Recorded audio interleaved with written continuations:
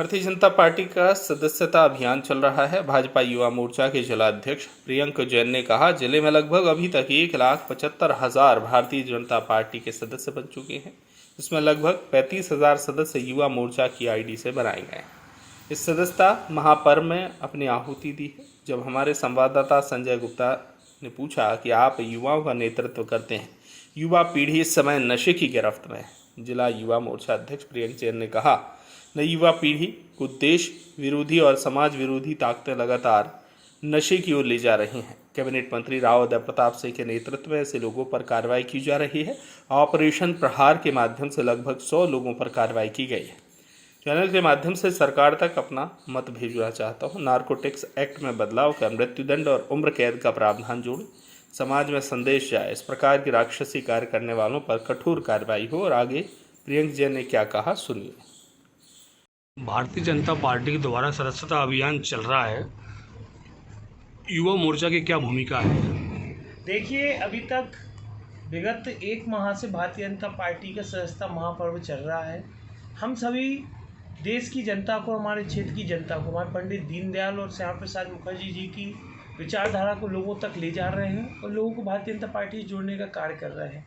इस कार्य में अभी तक पूरे ज़िले में लगभग 1,75,000 लोग भारतीय जनता पार्टी से जुड़ चुके हैं, जिसमें से लगभग 35,000 सदस्य युवा मोर्चा के पदाधिकारियों द्वारा अपनी अपनी आईडी से बनाए गए हैं।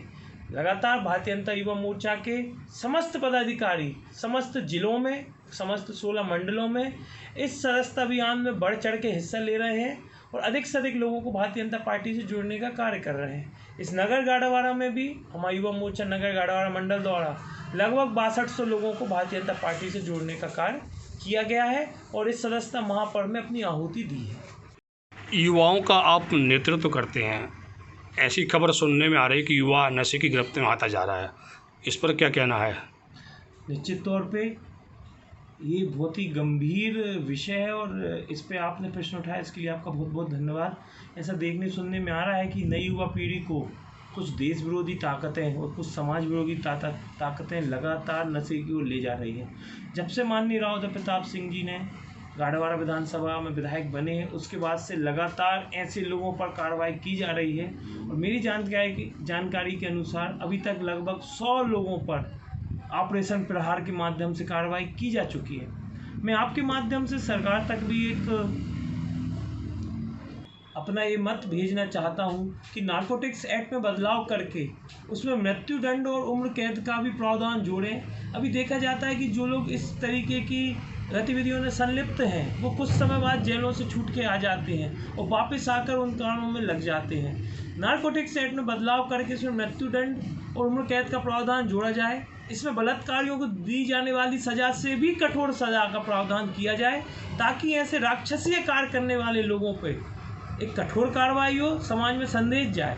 साथ ही मेरा ये भी कहना है कि यह कार्य सिर्फ शासन और प्रशासन द्वारा नहीं रोका जा सकता, इसमें समाज को भी जागरूक होना होगा।